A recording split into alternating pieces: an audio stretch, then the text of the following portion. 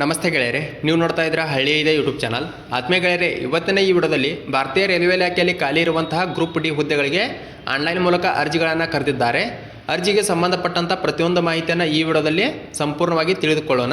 ಜೊತೆಗೆ ಯಾವ ರೀತಿಯಾಗಿ ಅರ್ಜಿಗಳನ್ನು ಸಲ್ಲಿಸಿದರೆ ನಾವು ಈ ಹುದ್ದೆಗಳನ್ನು ಪಡೆದುಕೊಳ್ಬೋದು, ಸ್ಪರ್ಧಾ ಮಿತ್ರರು ಹುದ್ದೆಗಳಿಗೆ ಅರ್ಜಿಗಳನ್ನು ಸಲ್ಲಿಸುವಾಗ ಮಾಡುವಂಥ ತಪ್ಪುಗಳೇನು ಎಂಬುದರ ಕುರಿತು ಕೂಡ ಈ ವಿಡಿಯೋದಲ್ಲಿ ಸಂಪೂರ್ಣವಾಗಿ ತಿಳಿಸ್ಕೊಳ್ತಾ ಇದ್ದೀನಿ. ಈ ವಿಡಿಯೋ ನಿಮಗೆ 100ಕ್ಕೆ 100ರಷ್ಟು ತುಂಬ ಸಹಾಯಕಾರಿ ಆಕೈತಿ. ಆದ್ದರಿಂದ ವಿಡಿಯೋನ ಪೂರ್ತಿಯಾಗಿ ವೀಕ್ಷಣೆ ಮಾಡಿರಿ. ಜೊತೆಗೆ ಯಾರಾದರೂ ಈ ಹುದ್ದೆಗಳಿಗೆ ಅರ್ಜಿ ಸಲ್ಲಿಸಲು ಇಚ್ಛಿಸುವಂಥ ಸ್ಪರ್ಧಾ ಮಿತ್ರರು ಇದೇ ವಿಡಿಯೋ ಕೆಳಗೆ ನೀಡಿರುವಂಥ ನಮ್ಮ ವ್ಯಾಟ್ಸಪ್ ಸಂಖ್ಯೆಗೆ ಅಥವಾ ಸ್ಕ್ರೀನ್ ಮೇಲೆ ಕಾಣುವಂಥ ನಮ್ಮ ವ್ಯಾಟ್ಸಪ್ ಸಂಖ್ಯೆಗೆ ನಿಮ್ಮ ದಾಖಲೆಗಳನ್ನು ಕಳುಹಿಸಿದರೆ ನಾವು ಅರ್ಜಿಗಳನ್ನು ಹಾಕಿ ಕೊಡಲಾಗ್ತದೆ. ಇಂಟ್ರೆಸ್ಟ್ ಇದ್ದಂಥವರು ನಿಮ್ಮ ದಾಖಲೆಗಳನ್ನು ಕಳುಹಿಸಬಹುದು. ಬನ್ನಿ ಗೆಳೆಯರೆ, ವಿಡಿಯೋನ ಶುರು ಮಾಡೋಣ. ಮೊದಲಿಗೆ ಈ ಹುದ್ದೆಗಳಿಗೆ ಸಂಬಂಧಪಟ್ಟಂಥ ಪ್ರತಿಯೊಂದು ಮಾಹಿತಿಯನ್ನು ನೋಡುವುದಾದರೆ, ಅರ್ಜಿ ಸಲ್ಲಿಸಲು ಪ್ರಾರಂಭ ದಿನಾಂಕ 23/1/2025 ಅಂದರೆ ನಾಳೆಯಿಂದ ಈ ಹುದ್ದೆಗಳಿಗೆ ಅರ್ಜಿಗಳು ಕೂಡ ಪ್ರಾರಂಭ ಆಗ್ತಾ ಇದೆ. ಅರ್ಜಿ ಸಲ್ಲಿಸಲು ಕೊನೆಯ ದಿನಾಂಕ 22/2/2025 ಕೊನೆಯ ದಿನ ಆಗಿರ್ತದೆ. ಅಂದರೆ 1 ತಿಂಗಳವರೆಗೂ ಕೂಡ ಕಾಲಾವಕಾಶವನ್ನು ನೀಡಿದ್ದಾರೆ. ಜೊತೆಗೆ ಅರ್ಜಿ ಶುಲ್ಕವನ್ನು ಪಾವತಿಸಲು ಕೊನೆಯ ದಿನಾಂಕ 23/2/2025 ಆಗಿರ್ತದೆ.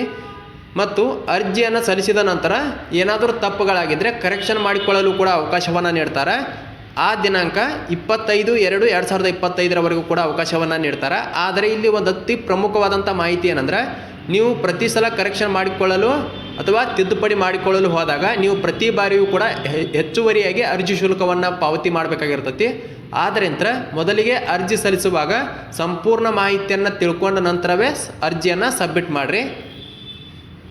ಇನ್ನು ವೇತನ ಶ್ರೇಣಿಯನ್ನು ನೋಡುವುದಾದರೆ, ನಿಮಗೆ ಕನಿಷ್ಠ 18,000ದಿಂದ ವೇತನ ಶ್ರೇಣಿ ನೀಡ್ತಾ ಇದ್ದಾರೆ. ಇನ್ನು ಒಟ್ಟು ಹುದ್ದೆಗಳ ಸಂಖ್ಯೆ 32,438 ಹುದ್ದೆಗಳಿಗೆ ಆನ್ಲೈನ್ ಮೂಲಕ ಅರ್ಜಿಗಳನ್ನು ಕರೆದಿದ್ದಾರೆ. ಈ ಒಟ್ಟು ಹುದ್ದೆಗಳು ಭಾರತದಾದ್ಯಂತ ಖಾಲಿ ಇರ್ತಾವೆ. ಇನ್ನು ಅರ್ಜಿ ಸಲ್ಲಿಸುವಾಗ ಏನಾದರೂ ತೊಂದರೆಗಳು ಉಂಟಾದವು ಅಂದ್ರೆ ಕೂಡ ಅವರು ಹೆಲ್ಪ್ಲೈನ್ ನಂಬರನ್ನು ಕೂಡ ಕೊಟ್ಟಿದ್ದಾರೆ. ಜೊತೆಗೆ ಇಮೇಲ್ ಐಡಿಯನ್ನು ಕೂಡ ಕೊಟ್ಟಿದ್ದಾರೆ. ಏನಾದರೂ ತೊಂದರೆಗಳಾದವು ಅಂದ್ರೆ ನೀವು ಅವರ ಹೆಲ್ಪ್ಲೈನ್ ನಂಬರ್ಗೆ ಕಾಲ್ ಮಾಡಿ ಹೆಚ್ಚಿನ ಮಾಹಿತಿಯನ್ನು ತಿಳಿದುಕೊಳ್ಬೋದಾಗಿರ್ತೈತಿ. ಇನ್ನು ಆಯ್ಕೆ ವಿಧಾನ ಯಾವ ರೀತಿಯಾಗಿರ್ತೈತಿ ಅಂದ್ರೆ, ಮೊದಲಿಗೆ CBT ಪರೀಕ್ಷೆಯನ್ನು ನಡೆಸ್ತಾರೆ. ಕಂಪ್ಯೂಟರ್ ಬೇಸ್ಡ್ ಎಕ್ಸಾಮ್ ಇರುತ್ತೆ. ಆ ಎಕ್ಸಾಮ್ನಲ್ಲಿ ಆಯ್ಕೆಯಾದಂಥ ಅಭ್ಯರ್ಥಿಗಳನ್ನು ಶಾರ್ಟ್ ಲಿಸ್ಟ್ ಮಾಡಿ PET ಅಂದರೆ ಫಿಸಿಕಲ್ ಎಬಿಲಿಟಿ ಟೆಸ್ಟನ್ನು ನಡೆಸ್ತಾರೆ. ಫಿಸಿಕಲ್ ಎಬಿಲಿಟಿ ಟೆಸ್ಟಲ್ಲಿ ಆಯ್ಕೆಯಾದಂಥ ವಿದ್ಯಾರ್ಥಿಗಳನ್ನು 1:1 ಡಾಕ್ಯುಮೆಂಟ್ ವೆರಿಫಿಕೇಷನ್ ಕರೀತಾರೆ. ನಂತರ ಮೆಡಿಕಲ್ ಎಕ್ಸಾಮಿನೇಷನನ್ನು ನಡೆಸಿ ನಿಮ್ಮನ್ನು ಆಯ್ಕೆ ಮಾಡ್ಕೋತಾರೆ. ಇಲ್ಲಿ ಪರೀಕ್ಷೆಯಲ್ಲಿ ನೆಗೆಟಿವ್ ಮಾರ್ಕಿಂಗ್ ಕೂಡ ಇರುತ್ತೆ. 1:3 ನೆಗೆಟಿವ್ ಮಾರ್ಕಿಂಗ್ ಕೂಡ ಇಲ್ಲಿ ಇರ್ತಾ ಇದೆ. ಅಂದರೆ 3 ತಪ್ಪಾದರೆ 1 ಸರಿಯಾದ ಪ್ರಶ್ನೆಯೂ ಕೂಡ ನಿಮ್ಮದು ತಪ್ಪಾಗ್ತದೆ. ಆದ್ದರಿಂದ ನೋಡ್ಕೊಂಡು ಪರೀಕ್ಷೆಯನ್ನು ಬರೆಯಿರಿ. ಇನ್ನೊಂದು ಅತಿ ಪ್ರಮುಖವಾದಂಥ ಮಾಹಿತಿ ಏನಂದ್ರೆ, ಇಲ್ಲಿ SC ST ವರ್ಗದ ವಿದ್ಯಾರ್ಥಿಗಳಿಗೆ ಈ ಪರೀಕ್ಷೆಗಳನ್ನು ಬರೆಯಲು ಉಚಿತವಾಗಿ ಟ್ರೈನ್ ಸ್ಪೆಷಾಲಿಟಿ ಕೂಡ ಇದೆ. ಅಂದರೆ ಪ್ರೀ ಟ್ರೈನ್ ಟ್ರಾವೆಲ್ ಸ್ಪೆಷಾಲಿಟಿಯನ್ನು ಕೂಡ ಅವರು ನೀಡ್ತಾ ಇದ್ದಾರೆ. ನೀವು ಅರ್ಜಿ ಸಲ್ಲಿಸುವಾಗ ನೀವು ಹತ್ತಿರದ ರೈಲ್ವೆ ಸ್ಟೇಷನನ್ನು ಅಲ್ಲಿ ಹಾಕಬೇಕಾಗಿರುತ್ತೆ. ನಂತರ ನಿಮ್ಮ ಯಾವ ಎಕ್ಸಾಮ್ ಸೆಂಟರ್ ಬಂದಿರ್ತಲ್ಲ ಅಲ್ಲಿ ಹತ್ತಿರದ ರೈಲ್ವೆ ಸ್ಟೇಷನ್ವರೆಗೂ ಕೂಡ ನಿಮಗೆ ಉಚಿತವಾಗಿ ಟ್ರೈನ್ ಸ್ಪೆಷಾಲಿಟಿಯನ್ನು ಕೂಡ ನೀಡ್ತಾ ಇದ್ದಾರೆ. ಇದು ಕೇವಲ SC ST ವರ್ಗದ ವಿದ್ಯಾರ್ಥಿಗಳಿಗೆ ಮಾತ್ರ ಇರುತ್ತೆ. ಇನ್ನು ವಯೋಮಿತಿಯನ್ನು ನೋಡುವುದಾದ್ರೆ, ಕನಿಷ್ಠ 18 ವರ್ಷ, ಗರಿಷ್ಠ 36 ವರ್ಷದ ವಯೋಮಿತಿ ಇರಬೇಕಾಗುತ್ತೆ. ಇಲ್ಲಿ ಗರಿಷ್ಠ ವಯೋಮಿತಿಯನ್ನು ನೋಡುವುದಾದ್ರೆ, ಇಲ್ಲಿ ಜನರಲ್ ಮತ್ತು EWS ವರ್ಗದ ಅಭ್ಯರ್ಥಿಗಳು 2/1/1989 ಒಳಗಾಗಿ ಜನಿಸಿರಬೇಕು. OBC ವರ್ಗದ ಅಭ್ಯರ್ಥಿಗಳು 2/1/1986 ಒಳಗಾಗಿ ಜನಿಸಿರಬೇಕು. SC ST ವರ್ಗದ ಸ್ಪರ್ಧಾ ಮಿತ್ರರು 2/1/1984 ಒಳಗಾಗಿ ಜನಿಸಿರಬೇಕಾಗತ್ತೆ. ಇನ್ನು ಕನಿಷ್ಠ ವಯೋಮಿತಿಯನ್ನು ನೋಡುವುದಾದ್ರೆ 1/1/2007 ನಂತರ ಜನಿಸಿರುವಂತಹ ಸ್ಪರ್ಧಾ ಮಿತ್ರರು ಈ ಹುದ್ದೆಗಳಿಗೆ ಅರ್ಜಿಗಳನ್ನು ಸಲ್ಲಿಸಬಹುದಾಗಿರ್ತದೆ. ಇನ್ನು ಅರ್ಜಿ ಶುಲ್ಕವನ್ನು ನೋಡುವುದಾದ್ರೆ, ಜನರಲ್ OBC ಅಭ್ಯರ್ಥಿ EWS ಅಭ್ಯರ್ಥಿಗಳಿಗೆ 500 ರೂಪಾಯಿಗಳ ಅರ್ಜಿ ಶುಲ್ಕವನ್ನು ನಿಗದಿಪಡಿಸಿದ್ದಾರೆ. PWD ಫೀಮೇಲ್ ಅಂದರೆ ಮಹಿಳಾ ಅಭ್ಯರ್ಥಿಗಳು ಮತ್ತು ಎಕ್ಸ್ ಸರ್ವಿಸ್ ಮ್ಯಾನ್ಗಳಾಗಿರ್ಬೋದು, ಟ್ರಾನ್ಸ್ಜೆಂಡರ್ ಆಗಿರ್ಬೋದು, SC ST ಮತ್ತು ಮಿನಿಸ್ಟ್ರಿ ಕಮ್ಯುನಿಟೀಸ್ EWS ವರ್ಗದ ಅಭ್ಯರ್ಥಿಗಳಿಗೆ 250 ರೂಪಾಯಿಗಳ ಅರ್ಜಿ ಶುಲ್ಕವನ್ನು ನಿಗದಿಪಡಿಸಿದ್ದಾರೆ. ನೀವೇನಾದರೂ ಈ ಪರೀಕ್ಷೆಗಳಿಗೆ ಹಾಜರಾದ್ರಂದ್ರೆ ನಿಮಗೆ ಮರಳಿ SC ST PWD ಫಿಮೇಲ್ ವರ್ಗದ ಅಭ್ಯರ್ಥಿಗಳಿಗೆ 250 ರೂಪಾಯಿಗಳನ್ನು ಮರಳಿ ನಿಮ್ಮ ಅರ್ಜಿ ಶುಲ್ಕವನ್ನು ನಿಮ್ಮ ಬ್ಯಾಂಕ್ ಖಾತೆಗಳಿಗೆ ಹಾಕ್ತಾರೆ. ಇನ್ನು ಜನರಲ್ ವರ್ಗದ ಅಭ್ಯರ್ಥಿಗಳಿಗೆ 400 ರೂಪಾಯಿಗಳ ಅರ್ಜಿ ಶುಲ್ಕವನ್ನು ನಿಮ್ಮ ಬ್ಯಾಂಕ್ ಖಾತೆಗಳಿಗೆ ಹಾಕ್ತಾ ಇದ್ದಾರೆ. ಇಲ್ಲಿ ಮೊದಲನೆಯದು ಎಲ್ಲ ಸ್ಪರ್ಧಾ ಮಿತ್ರರು ಮಾಡುವಂಥ ತಪ್ಪೇನೆಂದರೆ, ನೀವು ಹತ್ತಿರದ ಆನ್ಲೈನ್ ಸೆಂಟರ್ಗೆ ಹೋಗಿ ಅರ್ಜಿಗಳನ್ನು ಸಲ್ಲಿಸ್ತಾ ಇರ್ತೀರಿ. ಅರ್ಜಿ ಸಲ್ಲಿಸುವಾಗ ಏನು ಮಾಡ್ತೀರಿ ಅಂದರೆ, ನಿಮ್ಮ ಬ್ಯಾಂಕ್ ಖಾತೆಗಳನ್ನು ಅಲ್ಲಿ ಕೇಳ್ತಾ ಇರುತ್ತೆ. ಆದರೆ ನೀವು ನಿಮ್ಮ ಬ್ಯಾಂಕ್ ಖಾತೆಗಳನ್ನು ಕೊಡೋದಾರದೆ ಅವ್ರು ಏನು ಮಾಡ್ತಾರೆ ಅಂದ್ರೆ, ಆನ್ಲೈನ್ ಸೆಂಟರ್ ಅವರ ಬ್ಯಾಂಕ್ ಖಾತೆಗಳನ್ನು ಅಪ್ಲೋಡ್ ಮಾಡ್ತಾರೆ. ನಂತರ ನೀವು ಪರೀಕ್ಷೆನ ಬಂದ ತಕ್ಷಣ ಅವರು ರಿಫಂಡನ್ನು ಅವರ ಬ್ಯಾಂಕ್ ಖಾತೆಗಳಿಗೆ ಜಮಾ ಮಾಡ್ತಾ ಇದ್ದಾರೆ. ಆದ್ದರಿಂದ ಅರ್ಜಿ ಸಲ್ಲಿಸುವಾಗ ನಿಮ್ಮ ಬ್ಯಾಂಕ್ ಖಾತೆಗಳನ್ನು ಸ್ಪರ್ಧಾ ಮಿತ್ರರು ಕೊಡ್ರಿ. ಇದು ಒಂದು ಅತಿ ಪ್ರಮುಖವಾದಂಥ ಮಾಹಿತಿ.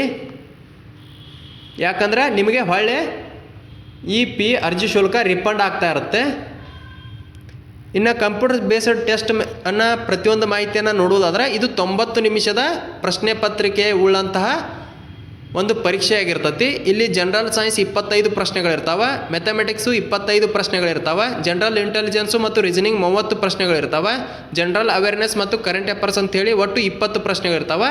ಟೋಟಲ್ 100 ಪ್ರಶ್ನೆಗಳಿರ್ತಾವೆ. 90 ನಿಮಿಷಗಳವರೆಗೂ ಕೂಡ ಕಾಲಾವಕಾಶವನ್ನು ನೀಡಿರ್ತಾರೆ. 1:3 ಇದು ನೆಗೆಟಿವ್ ಮಾರ್ಕಿಂಗ್ ಕೂಡ ಇರುತ್ತೆ.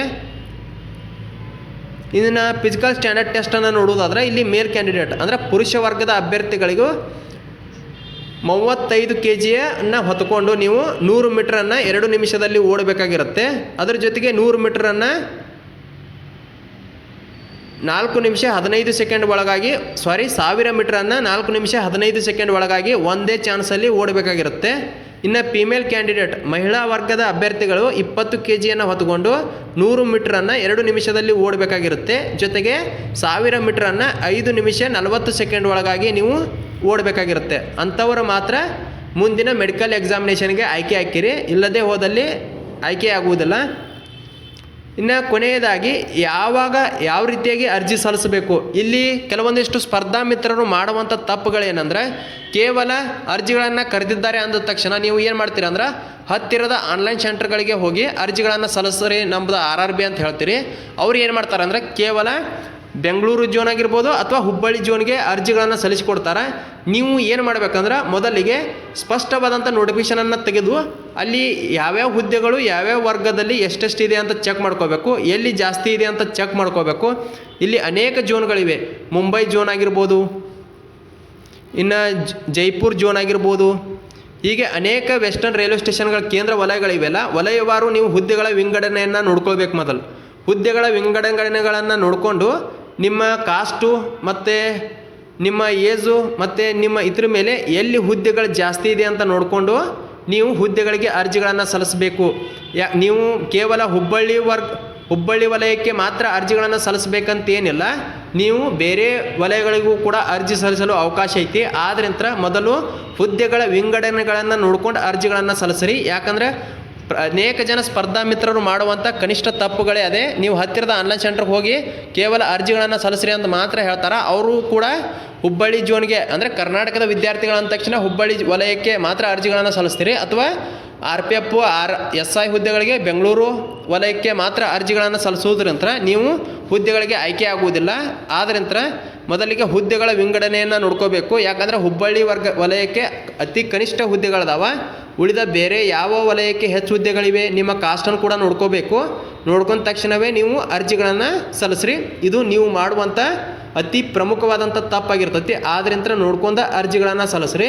ಜೊತೆಗೆ ಈ ಎಲ್ಲ ಹುದ್ದೆಗಳಿಗೆ ಅರ್ಜಿ ಸಲ್ಲಿಸಲು ನೀವು 10ನೇ ತರಗತಿಯನ್ನು ಉತ್ತೀರ್ಣರಾಗಿದ್ದರೆ ಸಾಕು, ಅರ್ಜಿಗಳನ್ನು ಸಲ್ಲಿಸಬಹುದು. ಅಥವಾ ITI ಉತ್ತೀರ್ಣರಾದವರು ಕೂಡ ಅರ್ಜಿಗಳನ್ನು ಸಲ್ಲಿಸಬಹುದಾಗಿರ್ತೈತಿ.